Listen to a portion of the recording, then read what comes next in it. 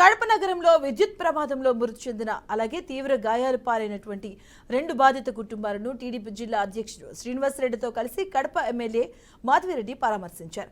అనంతరం ప్రభుత్వ తరపున ఎక్స్గ్రేషియాను చెక్కులను వారి కుటుంబాలకు అందించారు.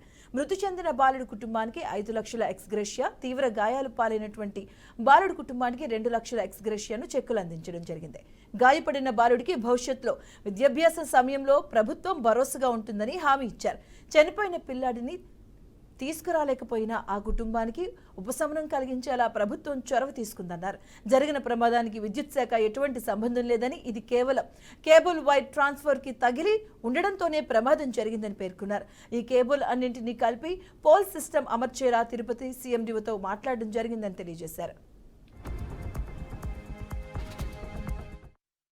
బతికున్న పిల్లోడికి జరిగిన నష్టాన్ని పూరించలేము, కానీ వాళ్ళకు కొద్దిగా మద్దతు ఇస్తూ, కొద్దిగా ఊరటనిస్తూ చిన్న ఆర్థిక సాయము ప్రభుత్వం తరపు నుంచి తీసుకొచ్చి వాళ్ళకి ఇవ్వడం జరిగింది.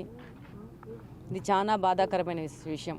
ఇది కడపలో నా దగ్గర జరగడం మాత్రం చాలా బాధాకరమైన విషయం. మనం మానవ మాతృలము, తెచ్చి ఇవ్వలేము. ఆర్థిక సాయం చేసుకున్నాము. రేపు ఫ్యూచర్లో కూడా వాళ్ళకు కావాల్సిన సాయం చేసే విధంగా ముందుకు పోతాము. వాళ్ళకు అండగా ఉంటాము.